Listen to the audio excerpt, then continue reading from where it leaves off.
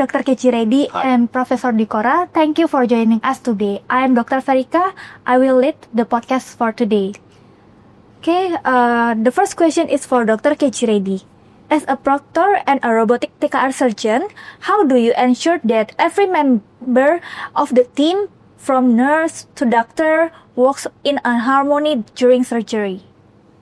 I think that's very, very important because though we project only surgeons, but it's a big team and the team should be coordinated, well trained, and the team also should be in line with the surgeon. That will enhance the outcomes and it will be better outcomes. What happens is we discuss with the nurses. Nurses are more important part of our surgery because if any one instrument is missing, we won't be able to do surgery. So we discuss before surgery about the patient, what is the details of the patient, what is required.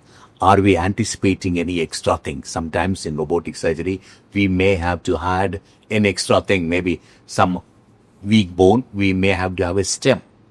So we have to plan for that. Unless we inform beforehand, discuss the availability, it will be difficult on the table.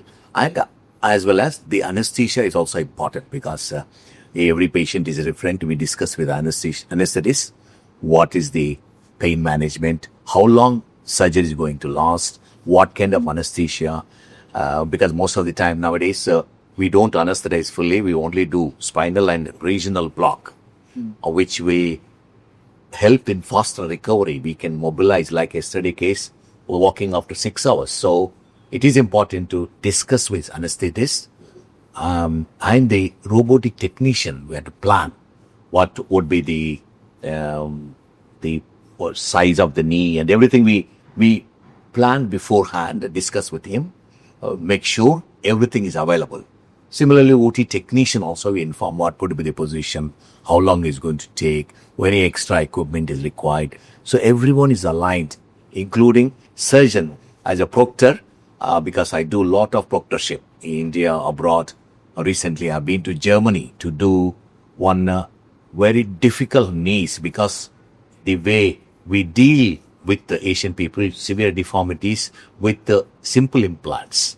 So proctorship is important that we discuss beforehand. We respect everybody's opinion and we take inputs during proctorship. It's not like one way because every time situation different. If professor wants different way, we change according to his way because proctorship is like you are not making other surgeon like yours. You are only enhancing his skills. So we have to identify what skills they have, enhance them, make them better. We're not going to change them, improve them. How they can make better than what they are because every day it's changing. Okay, thank you. And the next question is, can you share a moment where teamwork really make a difference in the outcome of a robotic knee surgery? Absolutely. Teamwork is the key because even one member of the team is not aligned and not informed and is not going to be successful. So every team member is very, very important. Team includes surgeon, assistants, anesthetist, nurse, OT technician, and person who maintains, checks the patient details, and organizes everything. So teamwork is the key for success. It's especially orthopedic surgeries. Individually, it's not possible.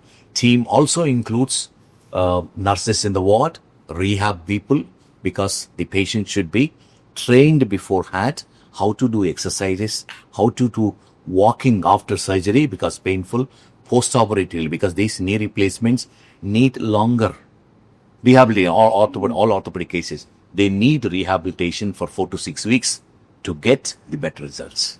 Okay, thank you dokter.